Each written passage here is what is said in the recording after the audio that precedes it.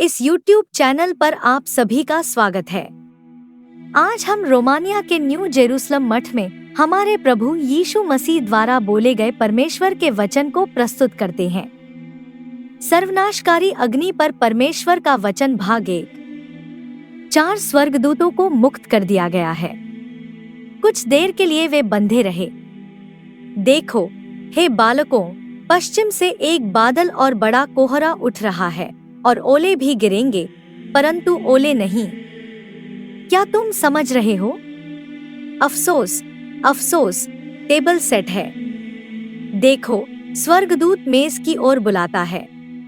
धन्य है वह जो जय प्राप्त करता है, क्योंकि वह स्वर्ग की तरह जय प्राप्त करेगा। हे मेरे बच्चों, यह जो तैयार किया गया है, यह किसके लिए आ रहा है? यरूशलेम के लिए जो गुलाम है। यरूशलेम, यरूशलेम, अपने कपड़े उतारो, क्योंकि तुम तलवार से गिर गए हो। भाइयों, मैं तुम्हें किसी अजीब जुए के लिए तैयार नहीं कर रहा हूँ, क्योंकि प्रकाश अंधकार के साथ साझा नहीं करता है। ओह, मैंने तुम्हें सोना दिया और तुम कहते हो कि मैंने तुम्हें पीतल दिया। हे मेरे बच्चों, यदि मेरा सोना पीतल है, तो तुम क्षमा क्यों नहीं करते?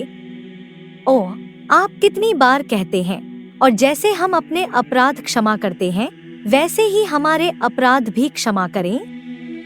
बच्चों, मजबूत बनो, क्योंकि पत्थर भी तुम्हारे विरुद्ध हैं, क्योंकि तुम्हारे चारों ओर केवल शैतान है, हर कदम पर केवल मसीह विरोधी है, क्योंकि यह तुम्हारे लिए उन संतों की तुलना में कठिन है जो तुमसे पहले यहाँ रहते थे। वे केवल तुम्हें धोखा देने वाले शैतान हैं। दृढ़ रहो और जागते रहो, क्योंकि पिता तुम्हारी प्रतीक्षा कर रहा है। स्वर्गदूत को प्याला उंडेलने न दे, मेरे पिता अभी भी इंतजार कर रहे हैं। हे मेरे बच्चों, क्या आप जानते हैं कि आपके बीच भेड़ के भेष में भेड़िए भी हैं? इस प्रकार वे प्राप्त मोतियों को फेंक देते हैं, उन्हें कोई दया नहीं है। यहाँ बताया गया है कि वे उन्हें कैसे फेंक देते हैं और उनका मजाक उड़ाते हैं। दुखी मत होइए। हर कोई मेरे राज्य में जल्दी से प्रवेश नहीं करेगा। जैसा जल प्रलय के साथ हुआ था, वैसा ही अब भी है जब आग आएगी, और तुम, जिन्होंने पिता पर आशा रखी है, नहीं जलाए जाओगे। मैंने तुम्हें जो कुछ दिया है, उसे पूरा करने और उसकी रक्षा करने का प्रयत्न करो। मैं तुम्हें छिपाता हूँ, और अन्य लोग बचने के लिए तुम्हारे पास आएंगे, लेकिन वे व्यर्थ आएंगे, क्योंकि वे कहेंगे, ईसाइयों, हमें बचाओ, लेकिन तुम उनके किसी भी काम नहीं आ सकते, और तुम फूट फूट कर रोओगे। आधी रात की प्रार्थना न छोड़े, क्योंकि यह आपको आने वाले क्रोध से बचाएगी। मेरे बच्चों, युद्ध है और पक्षी आकाश की ओर उड़ेंगे, कि पृथ्वी गैसों से भर जाएगी और मछलियां गहरी रेत में छिप जाएंगी। यह पूरी पृथ्वी पर है। वहां कोई भूमि नहीं होगी जो लाल न हुई हो और जल अबाधित न हो। कोई भी जंगल बिना जले नहीं बचेगा। बहुत से लोग बच जाएंगे, वे जो मेरी पुस्तक में लिखे हैं। भाई को भाई से मिलाओ और मृत्यु के वश में न हो, अपने आप को उसके समय में मत खो, क्योंकि जो कुछ तुमने जन्म से नहीं देखा वह आ रहा है। पृथ्वी और स्वर्ग की रचना और नया यरूशलेम आ रहा है, यानी वे बने हैं, लेकिन अभी तक पृथ्वी पर नहीं हैं। अपने होश में आ जाओ, क्योंकि संसार में मेरा काम रोकने वाला कोई नहीं, परंतु प्रभु कहीं और आकर दूसरी पुस्तक छापता है, और तुम आनंद से रहित नहीं होते। आकाश और पृथ्वी टल जाएंगे, परंतु मेरा वचन नहीं टलेगा, क्योंकि काम प्रकट होने पर मैं पृथ्वी में आग लगा दूंगा, और जो कुछ पाप है वह जल जाएगा। और जैसे घर पत्थर और लकड़ी का बना होता है, लकड़ी तो जल जाएगी और पत्थर बना रहेगा। मेरे सूरजमुखी स्वर्गदूत स्वर्ग से आएंगे और तुम्हें इकट्ठा करेंगे, क्योंकि यह पृथ्वी आग से जला दी जाएगी और पानी से धो दी जाएगी, और पवित्र आत्मा की संपत्ति होगी, और एक झुंड और एक चरवाहा होगा। और तुम कहोगे, जब इसे किया, कि मैं उस पर पैर रखने के योग्य नहीं हूँ।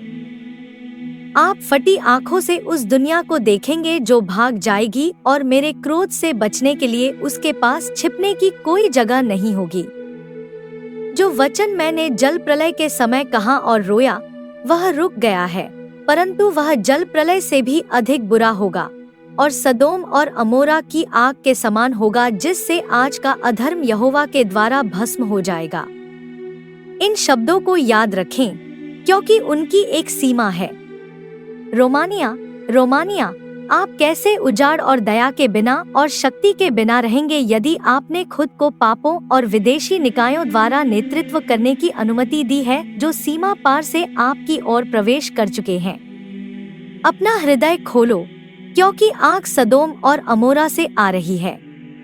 जैसे कल सुबह आप देखेंगे कि आग आपके घर को जला रही है और कैसे सभी मवेशी चिल्ला रहे हैं और अपनी पीठ पर आग लेकर डर के मारे भाग रहे हैं। ध्यान से देखो, क्योंकि जिन्हें तुम खाली और लड़कों से बातें करते देखते हो, उन्हें तुम फिर कभी ना देखोगे, क्योंकि उन्हीं ने प्रियवी का अंत कर दिया है। बेटे, इन चीजों को अपने घर में मत आने दो। आग को अपने घर में प्रवेश न करने दे। ईश्वर आपकी खिड़की पर संकेत देख ले कि आप बच सकें। और यदि तू अपनी नंगी बेटियों और बेटों को सदोमियों के समान अपने घर में आने देगा, तो तू बच ना पाएगा और तेरा घर और तेरी गाय और तेरा सामान जल जाएगा। यहाँ मेरे ईसाई, देखो बाहर क्या है, महान वेश्यावृत्ति। देखो बाहर क्या है, बड़ा शराबी है। यह बाहर मौत है, यह एक दुर्घटना है। अपने कपड़े पहनो और नग्न होकर बाहर मत जाओ। बाहर क्या है, सभी आग को बुलाओ, सब बाढ़ को बुलाओ। व्यभिचार बाढ़ को जन्म देता है और व्यभिचार आग को जन्म देता है, क्योंकि आग ही शरीर को भड़काती है। हे ईसाई, युवा और बूढ़े, अपने जीवन को अच्छी तरह से समझो। ऐसा न हो कि तुम उस आग में गिर जाओ जो पृथ्वी पर खुलती है। जब तक पृथ्वी लंबी और चौड़ी है, तब तक आग का समुद्र रहेगा। सब कुछ जल जाएगा, हवा और पानी दोनों में। यह आपके मुंह में सिगरेट रखने से जलेगा। डैनियल, ऊपर जाओ और देखो कि उन सभी के मुंह में सिगरेट है। यह टोकरी कौन झाड़ेगा? हे मेरे बालकों, तुमने अपना मुंह, गला और छाती को धुएं का गुबार क्यों बना लिया है? हे पिता, अपना मुंह जलाना बंद करो, क्योंकि सब क्षमा किए जाएंगे, परंतु यह क्षमा न किया जाएगा, क्योंकि कोई भी तुझसे बच न पाएगा। गर्व ने उन सभी को धूम्रपान करने के लिए मजबूर कर दिया, चाहे पुरुष हो या महिलाएं। ध्यान से देखो, क्योंकि आज संसार में जो कुछ है वह इस संसार का विनाश है, क्योंकि मनुष्य जो करता है वह आदिकाल से नहीं हुआ है। आज क्या है? आज क्या है? ग्रैबनिक आग और न्याय लाता है। ओह ईसाई पिता, कभी कभी मेरा मन करता है कि इस धरती में आग लगा दूं, इसे गिरा दूं, इसे लताओं में बदल दूं, लेकिन मेरी माँ मुझे ऐसा नहीं करने देती। मेरा बेटा, ऐसा मेरी माँ कहती है। ऐसे बहुत से लोग हैं जो मुझसे प्यार करते हैं और शराब उन्हें दूर ले जाती है, और जब मैं कोई गलती करता हूँ तो मैं कहता हूँ, मुझे माफ कर दो भगवान की माँ। मेरे बेटे, तुम पापियों के लिए क्या नहीं कर सकते? वे जो शराब बनाते हैं, उस शराब ने इस पृथ्वी को खराब कर दिया है और नष्ट कर दिया है। हे मेरे बेटे, दया के साथ इस दुनिया में लौट आओ। अरे बच्चों, मैं शराब लेकर क्या करूँगा? मैं आध्यात्मिक रूप से बोलता हूँ। शराब का क्या करें कि उसने इंसानी चेहरों को खराब कर दिया। शराब लकड़ी से और राई से और मकई से और गेहूं से भी बनती है, और प्रभु यीशु ने शराब न बनाने का आशीर्वाद दिया। पिता, जब आप घुटनों पर हों तो प्रार्थना करें कि आपको शराब की लालसा न हो, क्योंकि भगवान आपको बचाने नहीं आते। भाग जाओ और तुम्हें छोड़ दो। शराब पीने वाले को अब भगवान भी नहीं देखते। शराब जलती है, पृथ्वी पर किसी भी चीज की तरह और भी अधिक जलती है। और एक और घास है जिसे मनुष्य अपनी जेब में रखता है। आप इसे स्कूली बच्चों और स्कूल छोड़ चुके बच्चों दोनों में पाते हैं। इसी चरस और शराब से आग लगती है। आग आकर सब कुछ भस्म कर देगी और एक नई पृथ्वी बनेगी। और डरो मत कि मैं तुम्हें भी जलाऊंगा, लेकिन शराब मत पीना। विश्वास? यदि तुमने 1 महीने तक उपवास किया और एक बार शराब पी ली, तो भी तुम आग में भस्म हो जाओगे। जो दुष्ट लोग विश्वासयोग्य रहना नहीं चाहते, उनके लिए दंड आ रहा है कि तुम में से बहुतों के भाई बहन नाश हो जाएंगे। होश में आओ, क्योंकि अविश्वास बहुत चलता है।